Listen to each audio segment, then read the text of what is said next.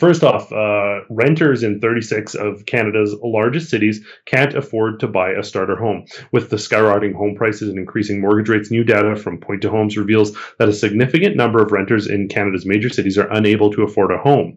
It is pretty wild to see renters in 36 of Canada's 50 largest cities earn 60% less than they're required to own a starter home. 11 of these cities' starter home inventory is zero, with 26 more cities displaying shares of starter homes below 10%. You know what? It's so funny.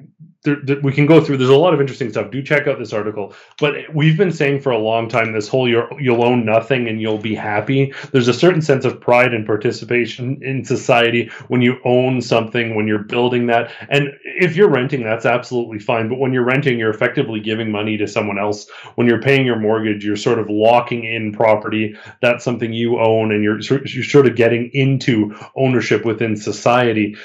I think that this effort is intentional, and they don't want people owning things. They don't want people having stake in protecting their property. I think there's an intentional effort to make it so that you can't afford things. You're perpetually renting, because that's that. If you have your sort of home base and you're locked down, you're a little more resilient against the push and the ebbs and flows from government, in my humble opinion. Yeah, this is the reason they're doing it, I think you've laid out quite correctly.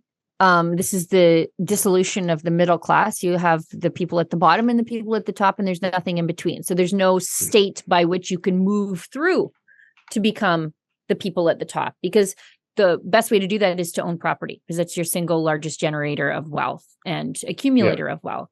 But they're doing this in a couple of different ways. First of all, through green policies where you can't open up land to development. You have to set aside big chunks of swaths of land where people can't live for some reason, even though this is one of the most sparsely populated places on the face of the earth. They all want you squished together in a human zoo called a city for some reason. They don't want you to have a backyard with a house and a fence where your kids can run around. They want you in a 600-foot coffin stacked on top of your fellow Canadians. Yeah. And they are also doing it by unfettered migration into this country. Yeah. So we're bringing in immigrants. Fine. If you do it the right way, if you come in the front door, welcome to Canada. But you have to open up land for housing starts, because if you don't do that, then it makes it impossible for existing Canadians to buy a house, but also it sets up new Canadians for failure. So they are bringing in a bunch of new Canadians with no place to live, and it drives up the price of housing so that nobody can own it except the people at the top. Not to mention the sort of Chinese mass purchasing of properties that they don't even live in within Canada. Yeah. And you know what's interesting, though, is just from a self-evident perspective, so much, it's this environmental narrative of like, oh, not having urban sprawl, we need to centralize everything. You look at downtown Calgary or downtown Toronto, it's just concrete with like 2 trees. If you go up in the Calgary Tower and look out to the suburbs, all you see is trees and green. It's just self-evident that is more environmentally sustainable than turning everything into concrete skyscrapers. The greenery, by contrast to downtown, sort of speaks for itself.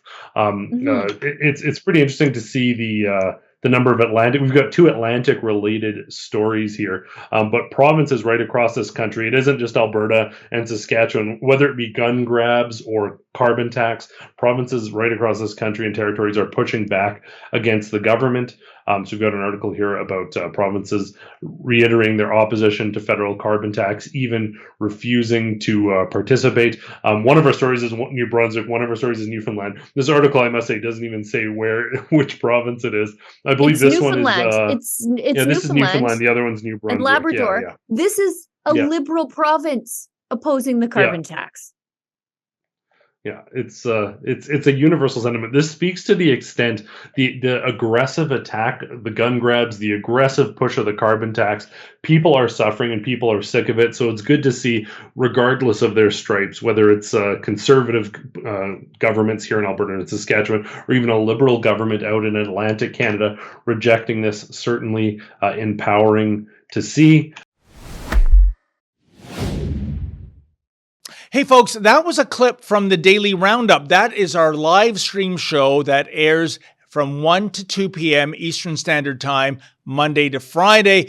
I'm usually here for 4 of the shows. Our Alberta team takes over on Fridays. And you know what?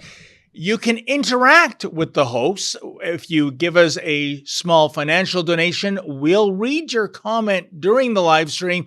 So please go to revelnews.com/livestream and tune in Monday to Friday at 1 p.m. Eastern.